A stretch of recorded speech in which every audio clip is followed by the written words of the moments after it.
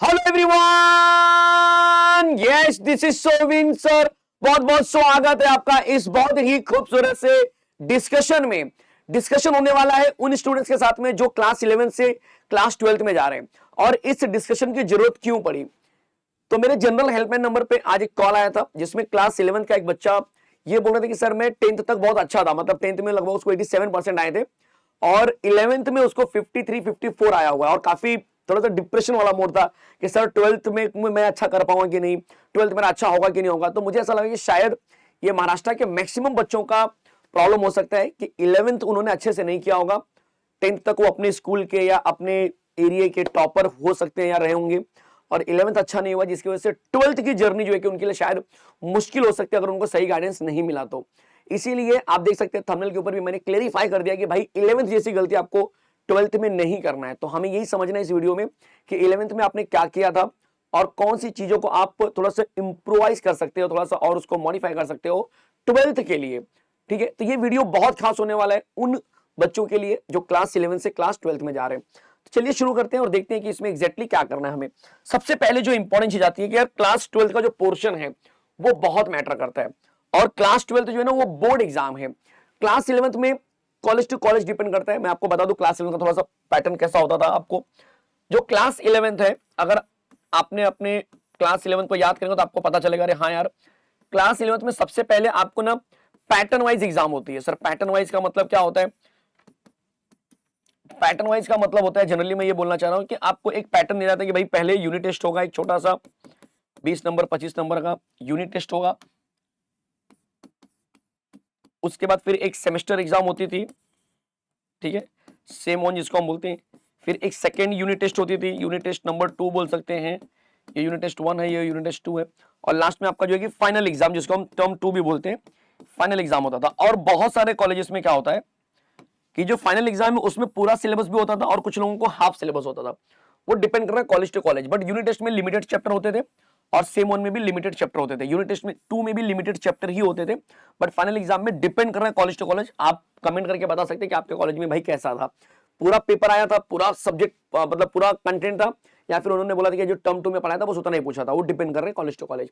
अब यहां पर दिक्कत क्या हुई कि चलो ये तो पार्ट बाय पार्ट था, पहला कंसेप्ट 11th में, बट 12th में ऐसा नहीं होगा। जो 12th अगर आप देखेंगे तो जो क्लास 12th की अगर मैं बात करूंगा, क्लास 12th में जो पैटर्न होगा, अगर मैं क्लास 12th के पैटर्न की बात करूं जनरली, तो क्लास 12th में बच्चा एक ही एग्जाम का मैटर यहां पर बहुत ज्यादा होगा। और वो एग्जाम होगी बच्चा कौन सी? वो एग्जामिनेशन को हम बोलने वाले हैं HSC board examination. HSC board 2026 एक ही एग्जाम पे हमारा फोकस होगा।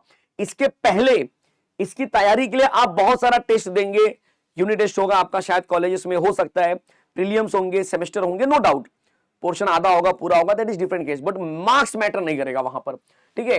यहां पर फाइनल एग्जाम में जो भी मार्क्स आएंगे ये सब ऐड होके फिर यहां पर एक नया रिजल्ट बनता है, तब आपको फाइनली एक नया रिजल्ट मिलता है। क्लास 11 की अगर हम बात करेंगे तो उसमें हर एक चीजों का योगदान होता है। बट यहां पर ऐसा नहीं है। यहां पर बच्चा बोर्ड एग्जाम में क्लास 12th का समझो कि पहला यूनिट टेस्ट हो, आपने बहुत अच्छा स्कोर किया, एकदम अच्छे मोटिवेटेड हो, सेम वन में थोड़ा गंदा आ गया, फिर प्रीलियम वन में बहुत अच्छा कर दिया, और उसके बाद प्रीलियम 2 बहुत सारे कॉलेजेस में होता है, तो प्रीलियम 2 में भी आपने अच्छा किया और बोर्ड में भी अच्छा कर दिया। तो यहां पर पहले कितना अच्छा किया कितना बुरा किया वो मैटर नहीं करेगा, फाइनली बोर्ड में कितना अच्छा करो वो मैटर करेगा।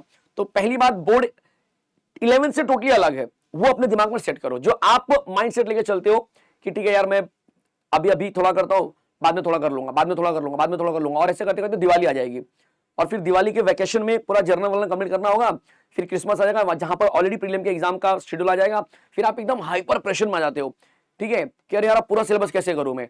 तो पहला काम ये करना है कि आपको तोड़ तोड़ के बच्चा पढ़ाई शुरू कर देनी है। ब्रेक डाउन करो चैप्टर्स को, ब्रेक डाउन करो सिलेबस को। तो ये तो इंफॉर्मेशन समझ में आ गया कि 11th और 12th में एक मेजर डिफरेंस क्या है। दूसरा जो प्रॉब्लम क्रिएट होने वाली है आपको, जो आपने 11th में गलती की थी, क्लास 11th की मैं बात करूंगा। अब क्लास 11th की गलती की मैं बात करने वाला हूं कि क्लास 11th में आपने कौन सी गलती की थी। ध्यान से देखना बच्चा, अब ये गलती की लिस्ट में बता रहा हूं, आप कमेंट कर सकते हैं अगेन कि भाई एग्जैक्टली क्या ये मेरी गलती थी, सच में क्या मैंने ये गलती की थी, और वो गलती को यहां पर रोकना है। क्लास 12th में रोकना है, ध्यान देना इस बात को। गलती नंबर 1, जब क्लास 10th का रिजल्ट आया था और आपने डिसाइड कर लिया था कि मुझे साइंस लेना है, तो गलती नंबर 1 थी कि एडमिशन होने के बाद जब कॉलेज में पता चल गया, पहले ही पता चल जाता है कि मुझे साइंस लेना है, जैसे अभी 10th वाले बच्चों ने एग्जाम दिया, उनको पता है रिजल्ट आया ना, उनको मालूम है मुझे साइंस लेना है। तो क्या आपने साइंस की प्रिपरेशन डे 1 से शुरू की थी? क्या आपने साइंस का, बोलते हैं कि अभी देखो डिजिटल जमाना यार, अब ये नहीं बोल सकते कि यार हम 19th सेंचुरी या 20th सेंचुरी या पुराने लोग नहीं है कि नहीं, कि भाई हमारे पास कुछ साधन नहीं है, सुविधा नहीं है, अरे सर मैं तो मोमबत्ती जला के पढ़ता हूं। अब ये मैं बोल सकता हूं कि इतना डिजिटल जमाना है कि भाई अगर बच्चा कहीं कोचिंग क्लासेस भी नहीं जा रहा होगा, कोई बताने वाला नहीं है। पहले के जमाने में ऐसा होता था कि भाई कोई गाइड नहीं करेगा ना, तब तक वो बच्चा आगे बढ़ ही नहीं पाता था। तो अगर उसने साइंस का सोचा तो कॉलेज से ही पता चलेगा साइंस में क्या क्या होते हैं, कैसे कैसे करना है, फिर क्लासेस जाएगा तो पता चलेगा। यहां पर भाई आप कॉलेज मत जाओ, कॉलेज का अभी तक शकल भी नहीं देखे हो, फॉर्म भी नहीं भरा है, अभी तक एडमिशन भी नहीं हुआ, उसके पहले आप सिलेबस को काफी कुछ कर सकते हो। तो पहली गलती जो है कि 11th लेवल पर आपने ये की थी कि यार आप 10th से जब 11th मूव कर रहे थे, 10th से 11th जब आप मूव कर रहे थे, तो आपने कोई बेसिक कंसेप्ट क्लियर नहीं किया था। बेसिक को आपने एकदम खोखला कर दिया था, बस आप सीधा कॉलेज में गए और सीधा कॉलेज की पढ़ाई शुरू कर दो, कोई बेसिक नहीं, कोई पहले से प्री प्लानिंग आपने नहीं की थी। ठीक है, ये गलती हो सकती है। अब ये सब बच्चे करेंगे ऐसा जरूरी नहीं है, बहुत सारे अच्छे बच्चे होंगे जो नॉर्मल, नहीं सर मैं तो एकदम बढ़िया से यूट्यूब से बहुत सारे साइंस के पोर्शन देखा था, कंटेंट देख रहा था, लेक्चर देख रहा था। ठीक है, दूसरी जो कॉमन गलती मैक्सिमम लोग करते हैं, 11th में कोई नोट्स बनाया ही नहीं सर हमने।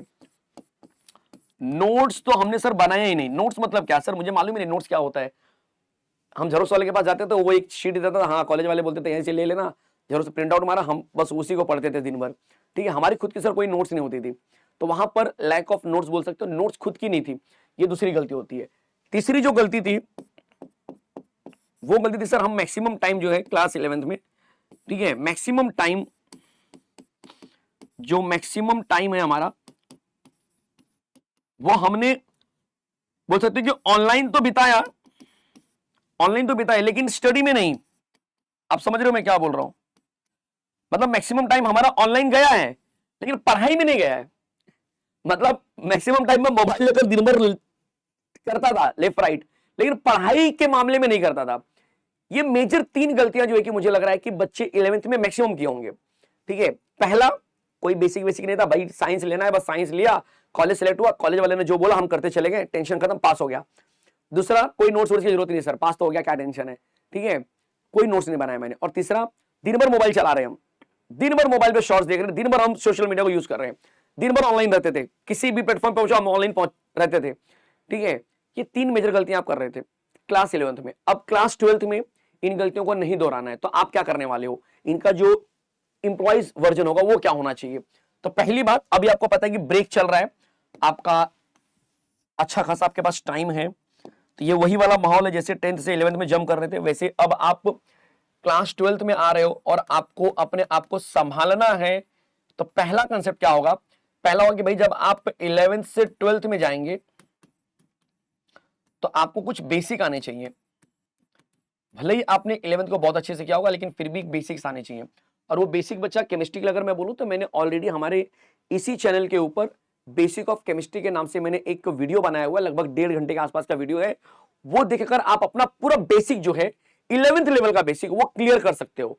ठीक है, जो कि 12th में बहुत यूजफुल होने वाला है। लाइक मोलारिटी क्या होता है, मोलालिटी क्या होता है, मोल फ्रैक्शन किसको बोलते हैं, फंक्शन ग्रुप क्या होता है, एटम क्या होते हैं, ठीक है, बहुत सारी चीजें, एएमयू क्या होता है, आइसोटोप्स क्या है, आइसोबार क्या है, इलेक्ट्रॉनिक कॉन्फिगरेशन कैसे निकालते हैं, ये सारी चीजें हमने वहां पर इंक्लूड की हुई है। ठीक है, तो बहुत मजा आएगा आपको। तो वो बेसिक जो है कि बच्चा देख के रखो। तो पहली चीज क्या यार, यहाँ पर बेसिक हमने क्लियर था, लेकिन यहाँ पर मैं बेसिक करूंगा, पहले चीजों को समझूंगा। दूसरा जो इंपॉर्टेंट चीज है, अलॉन्ग विद दैट, मैं यहाँ पर तो मेरा बेसिक भी क्लियर नहीं हुआ और मैंने टाइम को यूटिलाइज भी नहीं किया। मतलब जब 10th से मैं 11th आ रहा था तो मैं डायरेक्टली कॉलेज के बाद पढ़ाई शुरू किया, लेकिन यहाँ पर ऐसा नहीं करना है। यहाँ पर बच्चा आपका जो अभी वैकेशन चल रहा है, आपका जो इस समय वैकेशन चल रहा है, इस वैकेशन को बच्चा क्या करना है, यूटिलाइज करना है। इस वैकेशन को क्या करना है बच्चा, यूटिलाइज करना है। अगर आप इसको यूटिलाइज नहीं करेंगे तो प्रॉब्लम हो जाएगी। सिर्फ बेसिक पढ़ लिया और बाद में फिर जून में पढ़ाई शुरू करूंगा, ऐसा नहीं करना है। मैंने बोला कि डिजिटल जमाना है, आप अभी से जो है कि बच्चा यूट्यूब से या स्पेसिफिक जो कोर्सेस है वहां से बैचेस लेकर पढ़ना शुरू कर दो। ठीक है, ये आपके दिमाग में होना चाहिए। दूसरा जो इंपॉर्टेंट चीज है कि क्लास, पहला तो 11th में आपने 11th से 12th में आ रहे हो तो आपने बेसिक क्लियर कर लिया और वैकेशन को आप अच्छे से यूटिलाइज करने वाले हो, अपने प्लान बना लिया है। नंबर सेकंड जो आ रहा है कि भाई मैं 12th क्लास के लिए हर एक सब्जेक्ट में मैं प्रॉपर नोट्स बनाऊंगा, स्पेशली वो चैप्टर जो आपको लग रहा है कि यार अंडरस्टैंडिंग वाले चैप्टर हैं, केमिस्ट्री की अगर मैं बात करूं तो कुछ चैप्टर जो थ्योरेटिकल वाले होते हैं, थियरी वाले हैं, तो टेक्स्ट बुक से भी काम चल जाता है, मार्किंग कर लिया तो भी काम चल जाता है। बट जो कंसेप्चुअल चैप्टर हैं उनमें ऐसे काम नहीं चलेगा, उसमें आपका प्रॉपर नोट्स होना चाहिए। स्पेशली ऑर्गेनिक रिएक्शन वाले जो होते हैं, टेक्स्ट बुक में बहुत जिगजैग रिएक्शन दिया हुआ है, नहीं समझेगा, इनकम्प्लीट रिएक्शन दिया हुआ है, सिर्फ टाइटल दे दिया रिएक्शन गायब है, ठीक है, या आप बोल दिया कि रिफर करो 11th का बुक या रिफर करो ये वाला पेज वो वाला पेज, ऐसे दिया हुआ है। कुछ कुछ के तो रिएक्शन ही नहीं दिया, बस टाइटल देके छोड़ दिया। टेक्स्ट बुक की बात करो तो उसमें बच्चा प्रॉपर नोट्स आपका होना चाहिए, ठीक है। या फिजिकल केमिस्ट्री की बात कर रहे हैं तो प्रॉपर नोट्स होना चाहिए कि डेरिवेशन कैसे आ रहा है, और जो न्यूमेरिकल वो कैसे सॉल्व किया गया है, डेटा कैसे लिखना है, फॉर्मूले लिखना है, यूनिट कन्वर्जन कहां पर है, तो वो आपके जब बुक में लिखा होगा ना तो अलग लेवल का स्वैग होता है, अलग लेवल का मजा आता है, ठीक है। तो पहला क्या होना चाहिए बच्चा, 11th से 12th में बेसिक क्लियर करो, वैकेशन अपना यूटिलाइज करो बढ़िया से, और 12th में जब आप जा रहे हो तो बच्चा ट्राई करो कि मैक्सिमम चैप्टर के नोट्स बनाओ।